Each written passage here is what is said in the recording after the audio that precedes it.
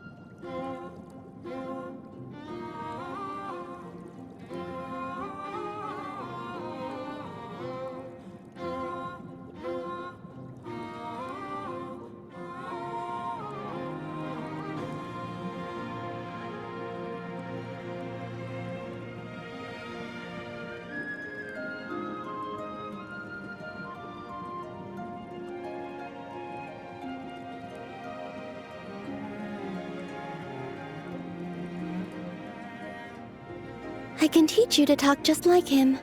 All you have to do is combine the words money, that darn pantalone, and mark my words. Here, I'll show you. Where's the money? Mark my words.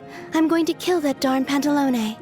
Or, that darn pantalone is going to cough up the money. Mark my words. See? Isn't that fascinating? I wonder, does the key on her back ever stop turning? Does it change direction?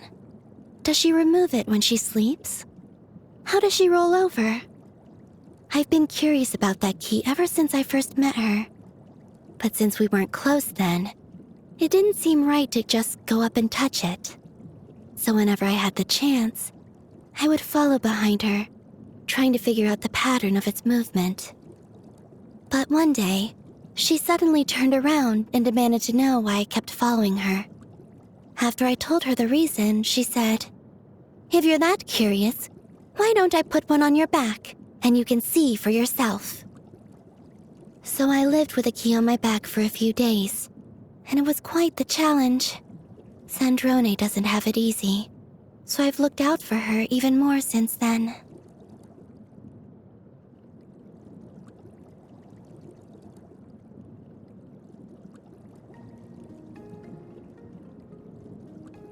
If metamorphosis ends in one's wings being engulfed in flame, perhaps remaining in the cocoon is how one survives. But I doubt Rosaline ever considered making that choice. Or perhaps she had determined her own end from the very beginning. Whether it was love, hate, or a simple dance, she gave her whole self to her pursuits and left others to sing her dirge after her departure. I've heard he has a good relationship with his family. They go camping together and have barbecues by the lake. Sandrone says he's the harbinger who lives most like an ordinary person.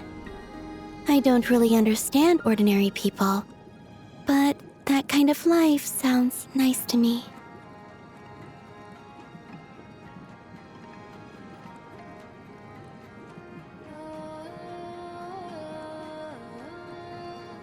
Huh? My story? That might take quite a while to tell. Oh, you brought tea and snacks? Well then, I suppose I could share a bit more in return.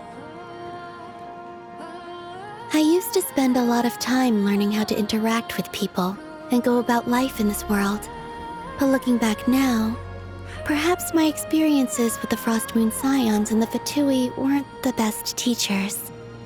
For a long time, I thought relationships were transactional, their only purpose being figuring out what you can take and what it might cost you in return. I love telling stories to the Kuhenki, and I love to sing. There's a blank space in my life that has existed since before I was born, and has shadowed me since. My story was incomplete from the start, so I've learned to use other stories to fill in the gaps. It's like painting a picture. I sketch the outline with words and color it in with song.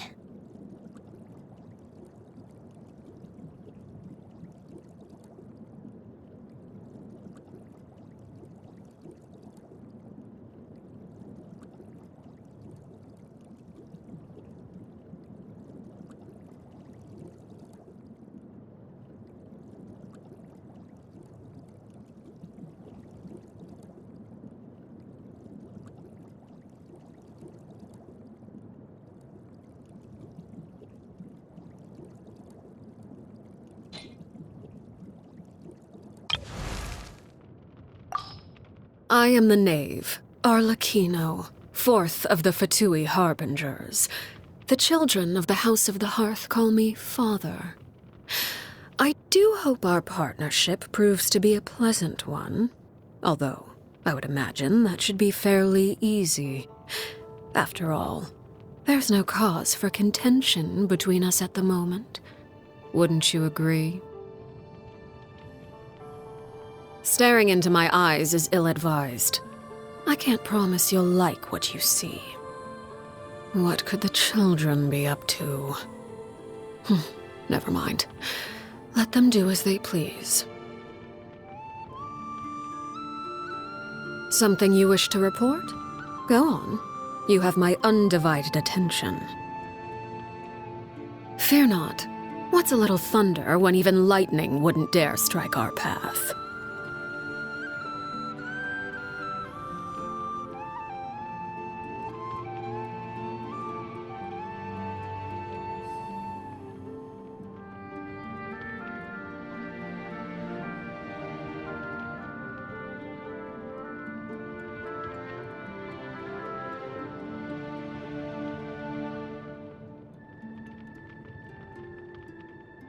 Only in the grip of winter do people truly appreciate the warmth of flames.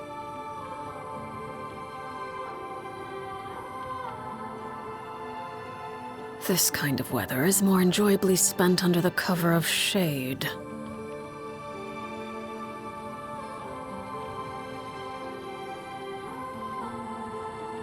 I would advise you to keep your secrets close to your chest. Divulge them too easily, and you never know where the wind might carry them.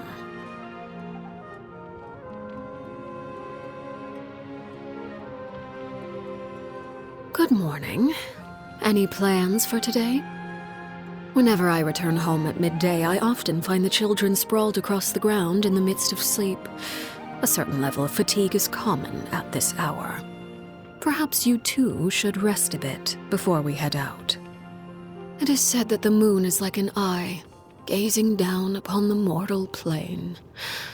We have merely grown accustomed to its scrutiny. Time to retire for the night. Oh, can't sleep, you say? Well, I'm afraid you'll have to figure something out for yourself.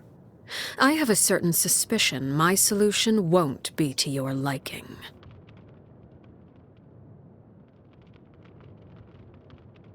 Seeing yourself clearly is a difficult task indeed, perhaps even a thankless one.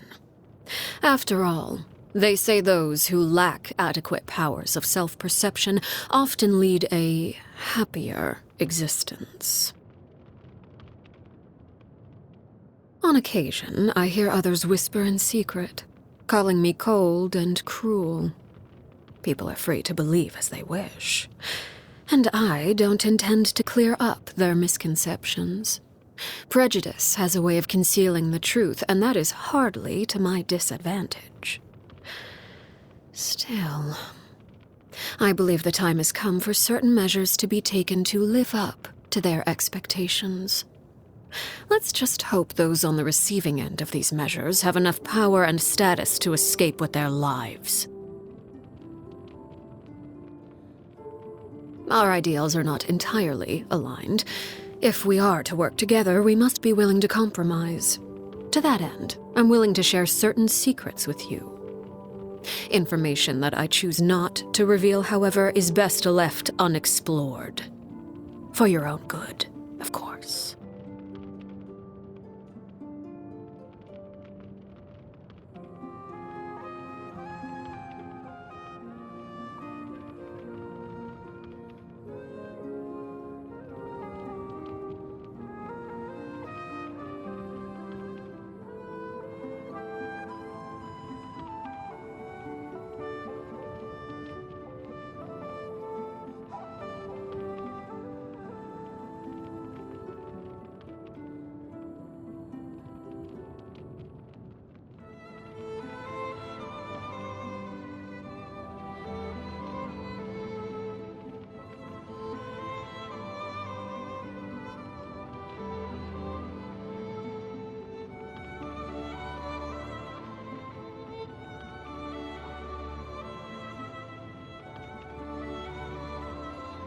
The children simply adore your stories.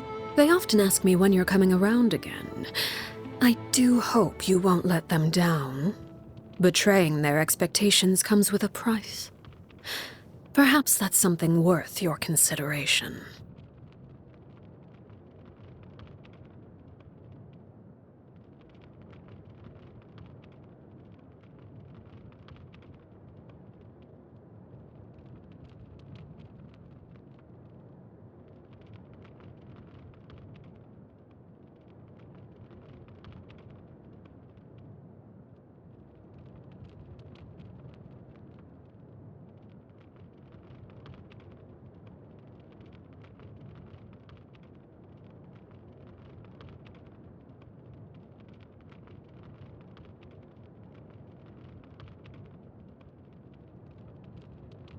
Flames course through my body like blood. This may be nothing but a figure of speech to some, but for me, it's the harsh reality of my existence.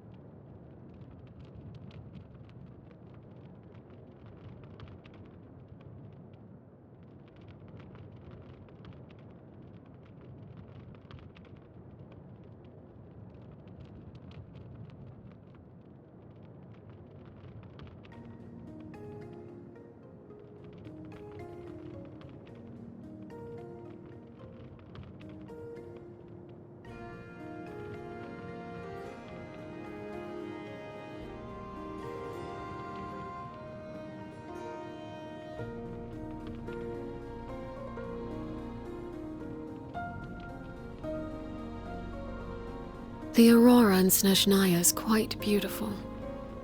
Certainly worth a visit. I once had a pet spider named Bambi. Raising spiders is quite fascinating. They cannot be domesticated like cats or dogs. Any affection bestowed upon them will not be returned, and they require little investment in terms of care. It's the kind of relationship that suits me perfectly.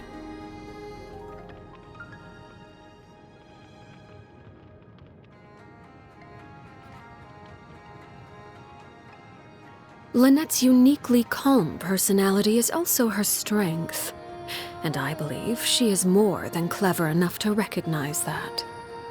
She's an irreplaceable part of that little team of 3, and I would imagine that role brings her much joy. As her father, my duty is merely to give her the space to put those talents to good use. Fremine has a complex mind and often hides his emotions. He blames himself for things that aren't his doing and allows them to eat away at his conscience. I would imagine the other children might find it difficult to understand his manner of thinking. But you seem to share a similar delicate sensibility. Perhaps you two would make good friends. Monsieur Nervalette intentionally maintains a certain distance in professional and private settings. Many say this makes him cold and unfeeling, but I believe the truth is just the opposite. In order for all beings to be treated equally under the law, a certain level of emotional distance is expected. Maintaining that kind of indifference is, in itself, a demonstration of kindness.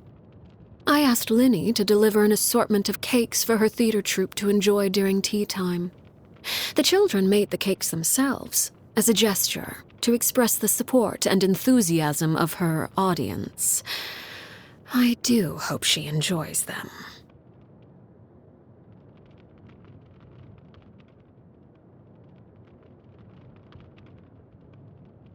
When I was imprisoned, it was the Tsaritsa who pardoned me and gave me the title of Harbinger.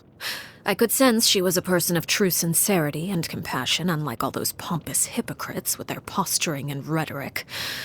Yet, it's difficult to say whether her compassion alone is enough to melt the ice and snow that permeates her land. All I can say is this. If we are forced to be at odds one day, I will raise my weapon against her without hesitation. Because that is the greatest level of respect I am able to bestow. As the original Harbinger, much about him remains a mystery. Upon our first meeting, he recognized my background with ease. Yet, to this day, I know little about him. He is very powerful, and that power comes with a high level of responsibility. However, I believe him to be someone worthy of respect, independent of the power he holds. When I first took over the House of the Hearth, he proposed a number of plans for us to work together. He wanted me to send any rejects to him. He planned to experiment on them and then share the results with me. I heard that he and the previous knave had quite the professional rapport in that regard. All I can say is that if he weren't one of my fellow Harbingers, I would have expedited their happy little reunion long ago.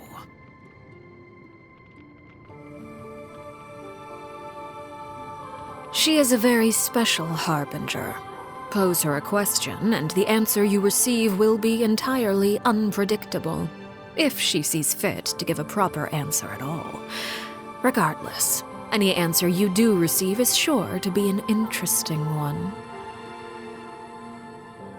The rooster holds little love for me, and the feeling is mutual. He is an acceptable mayor, I suppose. Perhaps even an exceptional one. He has an uncanny ability to make great gains at a small price, which has earned him substantial acclaim throughout his political circles. However small the price may be, if it continues to come at the expense of my organization, sooner or later... I have little interest in her. She's extremely passionate about her research and does not appear in public often. In fact, many of our officers have yet to see her at all. Compared to, let's say, someone who would go so far as to create segments of themselves to better wander across the land, I suppose you could say she is at the other end of the extreme. I won't deny that he is a capable and imaginative individual, but he lacks clarity. He can formulate grand plans and manipulate the economy with ease, yet at the same time, he allows his actions to be governed by the vengeance and hatred locked in the depths of his heart. Rational people often believe themselves capable of controlling their emotions, but I believe that confidence is their greatest weakness. She and Piero were the first Harbingers I became acquainted with. Her prideful attitude when she first visited the House of the Hearth failed to earn her many friends among the children.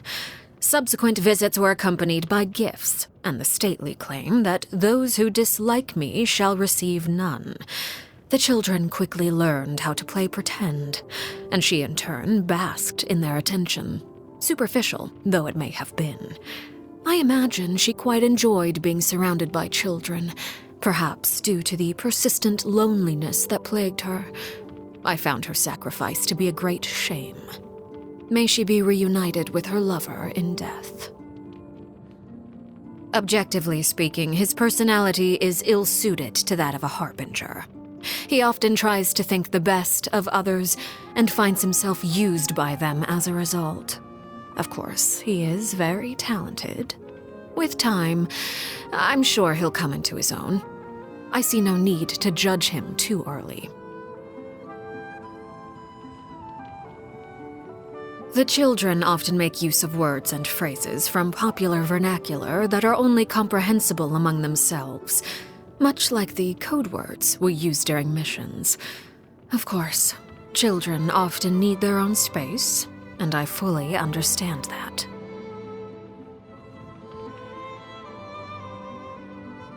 This memo states that today is your birthday. Is that true? Birthdays should be lively occasions. It's always nice to have an excuse to set formal matters aside every now and then, whether it's for the purpose of celebrating yourself or others. Come, I've prepared a feast for you at the House of the Hearth. Let's not keep the children waiting.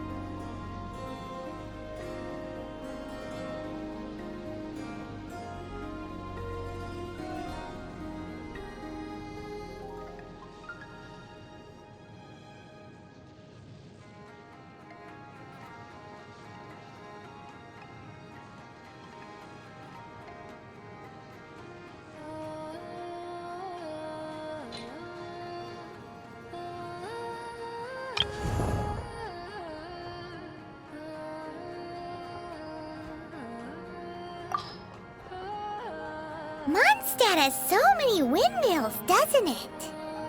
Well, the city is built above water, so it probably relies on windmills to draw the water upwards. That's correct. The winds blow through Mondstadt all year, so this supply of water is very stable. Also, the windmills are what they call visible winds, and wind chimes are called the audible winds. Paimon guesses they can be thought of as mascots and prayers to the animal Archon for protection. Ah, mascots.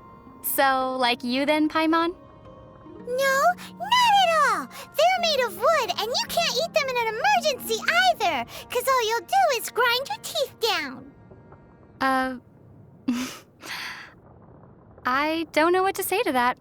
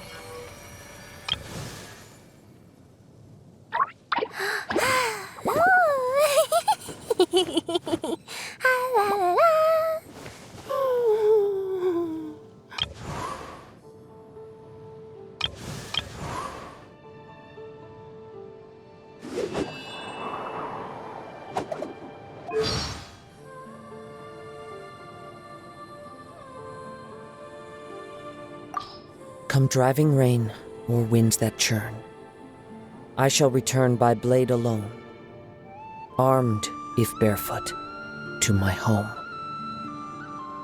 I am Kaidohara Kazuha, a wanderer who roams the land. Since we are both travelers, let us journey together for a time. I like frank people, because we can freely speak our minds to one another. There is no need to hide anything that you wish to say. I hear the voices of all things in nature, and that includes yours. As I see it, a vision is the proof of one's strength, not the source of it. It symbolizes the mortal desire to always keep moving forward. But in this endeavor, we samurai place our faith in our blades alone.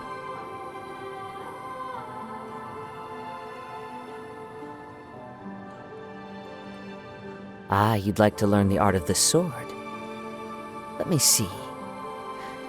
All right. Here, take this. It's a bamboo blade I just made. With these, we can practice sparring without having to worry about getting injured.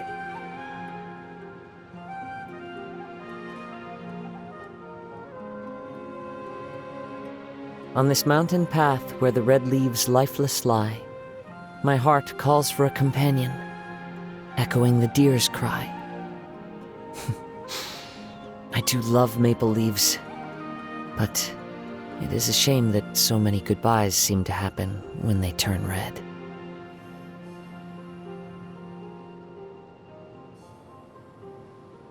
I owe Beidou my life. She took me in when I fled from Inazuma, and gave me the courage to return there at the most difficult time of my life. She is a comrade in whom I and all the other sailors can place our trust.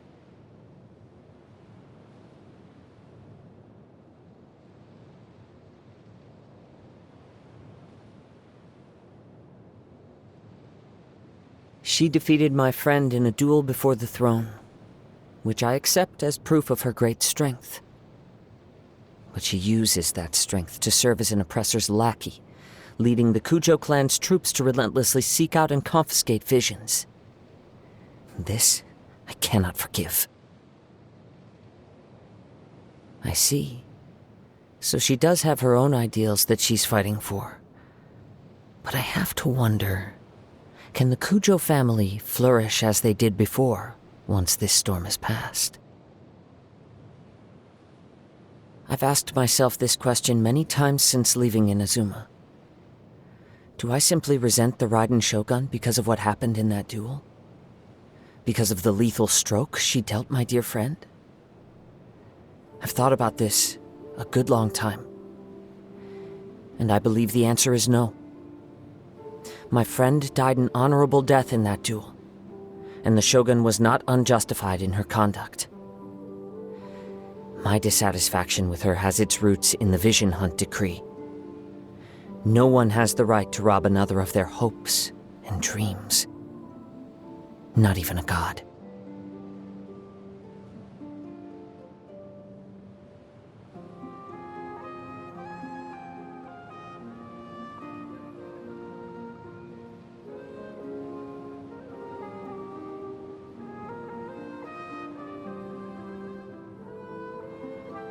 Don't be deceived by his happy-go-lucky disposition.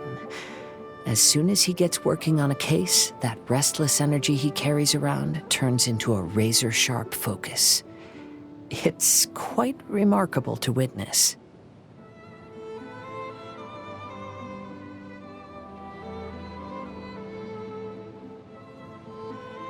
Don't worry. Even if the day comes for us to go our separate ways, I am certain that we will meet again, in some corner of the world. The fate that brings people together is not a cord so easily cut.